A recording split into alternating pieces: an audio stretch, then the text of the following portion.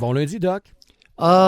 Écoute, Steve, moi je dirais Pauling, parce que c'était Edgar Poe. Oui. Maintenant, Payling, je ne sais pas trop comment le prononcer, mais une étoile est née, effectivement. Écoute, on nous a dit qu'une recrue à son premier match chez le Canadien compte 3 buts et le but en tir de fusillade n'existait pas à l'époque. C'est vrai, c'est vrai. Mais 3 buts, un tour du chapeau, première partie chez le Canadien, une recrue.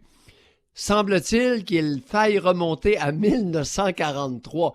Autrement dit, ça a à peu près jamais existé. Exact. Ben là, puis là, on est dans une autre époque de hockey, hein, Doc? On est évidemment au hockey c'est à quoi cette quelques clubs affaire-là? seulement. Non, Contre Toronto? Ah oui, c'est un phénomène, Doc.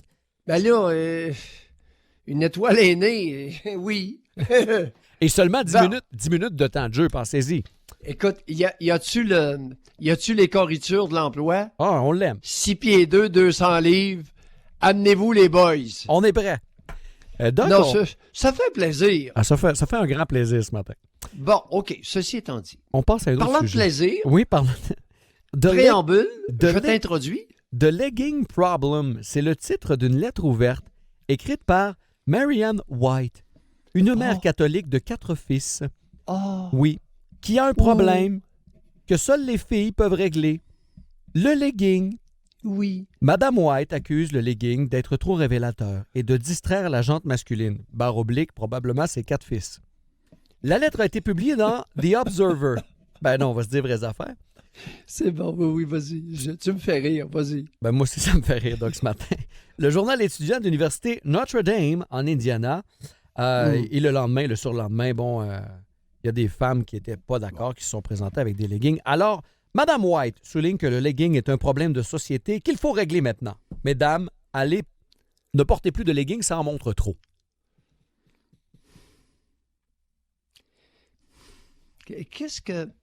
Écoute, qu'est-ce que tu veux? Qu'est-ce que tu veux dire et qu'est-ce que tu veux que je dise de cette parfaite imbécile? Ben, Doc, il y a des affaires fascinantes. De quoi tu te mêles, Marianne? Oh oui.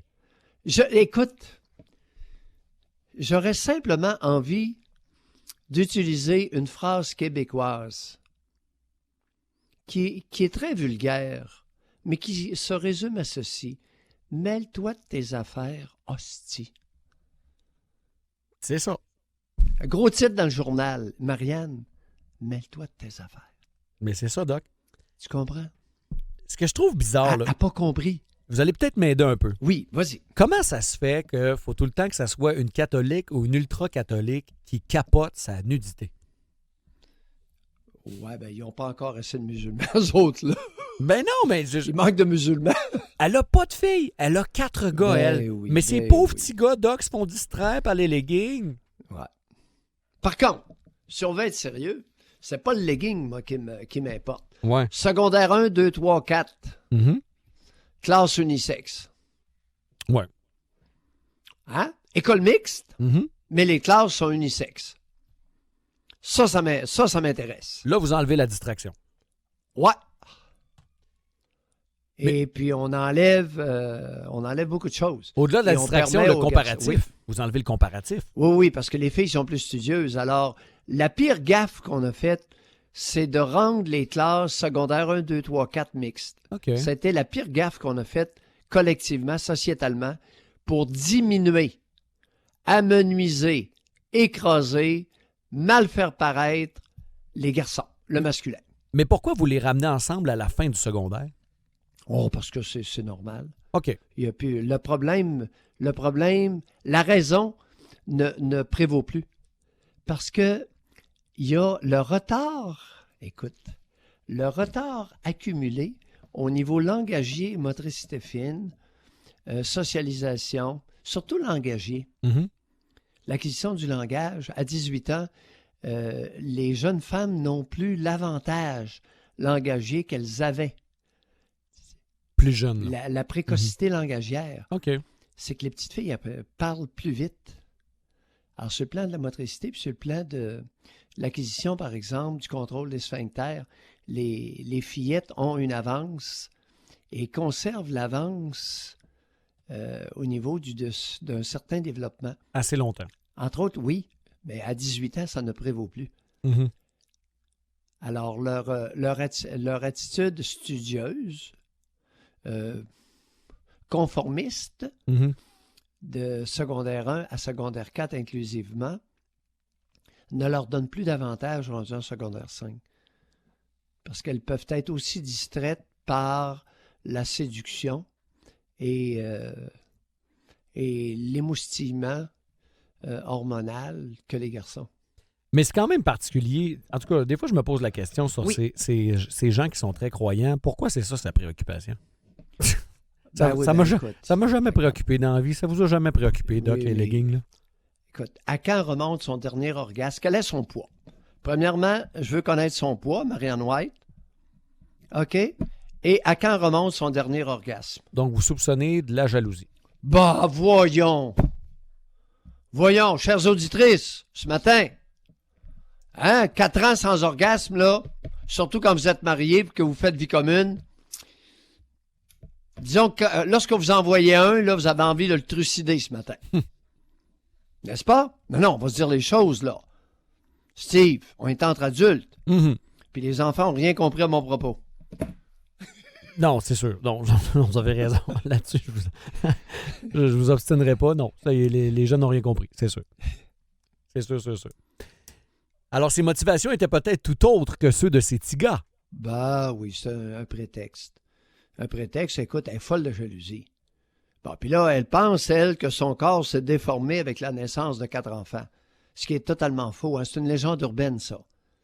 Alors, mesdames, là, je suis grosse parce que j'ai eu plusieurs grossesses et mon corps s'est déformé par les grossesses totalement et ignoblement faux. Terminez la légende urbaine. On débarque de cet autobus. Que le corps change, ça doit être vrai quand même, non? Voyons, si le bassin élargi, tu vois, à chaque grossesse. Y avez-vous pensé 2 minutes? La croissance osseuse est terminée. OK. À la grossesse, il y a, au niveau de la symphyse pubienne et des 2 articulations sacro-iliaques, il y a un certain élargissement pour permettre la descente du bébé. Oui. Tout de suite après l'accouchement, ça se rétrécit à nouveau. Alors, au niveau de ces articulations-là, il y a une espèce d'élasticité qui se produit en fin de... De grossesse. C'est pour ça qu'en fin de grossesse, les femmes doivent être prudentes avec l'exercice physique. Ben merci Alors, du propos, Doc. il y a un petit... Oui. Là, je voulais revenir également sur votre émission de vendredi dernier parce que vous aviez un sujet qui a comme viré de bord.